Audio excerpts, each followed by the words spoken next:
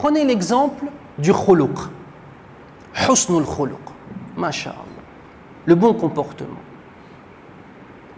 Ai-je besoin d'être un musulman pour être poli avec mon voisin? Oui ou non? Non. Être généreux avec les pauvres? Oui ou non? J'ai besoin... Il n'y a que les musulmans qui seront généreux avec les pauvres? Non.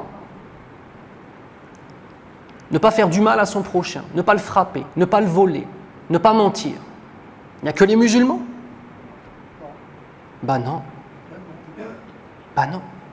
Ça veut dire que quand on parle de khuluq et qu'on mentionne les hadiths du prophète sallallahu alayhi wa sallam en disant aux musulmans que le khuluq qui est mentionné dans ces hadiths du prophète sallallahu alayhi wa sallam et dans les versets coraniques, c'est simplement le fait d'être gentil, excusez-moi, c'est même pas 20% du message, ça en vérité. C'est qu'un résultat. Le premier des khuluq, c'est avec qui? Qui? Ton Seigneur. Ahsan, mon frère. Barakallahu fik. Le premier des khuluq, c'est avec Allah. C'est pas la même chose quand même. Parce que si j'avais juste besoin d'être gentil avec mon prochain pour rentrer au paradis, alors je peux vous dire que des millions, des dizaines, des centaines de millions de personnes qui ne partagent pas notre foi pourraient rentrer au paradis. Ça ou là là. Si c'est juste d'être gentil, t'es gentil.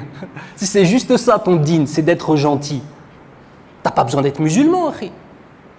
Ça veut dire quoi? Le khuluq avec Allah, première des choses, de le connaître. C'est-à-dire tous les hadiths qui parlent du khuluq, si tu ne connais pas Allah Azza wa Jal, tu ne peux pas y avoir droit, mon frère. Deuxième élément, l'adorer comme il se doit en suivant la sunna du prophète sallallahu alayhi wa sallam. Et ça, c'est un contrat qu'on a passé. C'est quoi le contrat qu'on a passé? C'est quoi le premier pilier de l'islam? Ça donne quoi? Ashhadu an la ilaha illallah. Ok? Mais comment je fais? Comment je fais pour concrétiser ça? Wa ashhadu anna Muhammadan abduhu wa rasuluhu sallallahu alayhi wa sallam.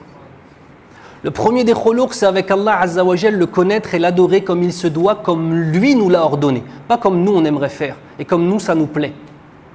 C'est ça qu'on appelle l'istislam lillah. C'est ça la soumission. La soumission comporte un certain nombre de choses, y compris les choses que ton âme n'aime pas faire. Mais excusez-moi, à part des grands sportifs qui font des joggings à 5 h du matin, qui aime se lever à 4 h du matin pour aller à la mosquée?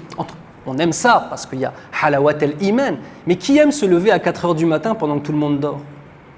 Qui aime ne pas manger, ne pas boire et ne pas avoir de rapport intime avec son épouse pendant 18 heures d'affilée pendant un mois? Ça veut dire que tu dois combattre ton nefs, c'est vrai ou pas? Tu dois combattre ton âme. Et combattre ton âme, ça va t'amener à avoir un bon khuluq, un bon comportement avec Allah Azza wa Jal. Puis une fois que tu as le bon comportement avec Allah, eh bien tu peux avoir de ce comportement avec Allah un bon comportement avec les créatures. C'est pas la même chose que de te dire que si tu es gentil, tu vas rentrer au paradis, mon frère. Parce que pour être gentil, tu n'as pas forcément besoin d'être musulman. Mais c'est ton i'tiqad, ta croyance et ta soumission à notre Seigneur qui peut être ta clé d'entrée au paradis. Et cette soumission, il faut la concrétiser par des actes.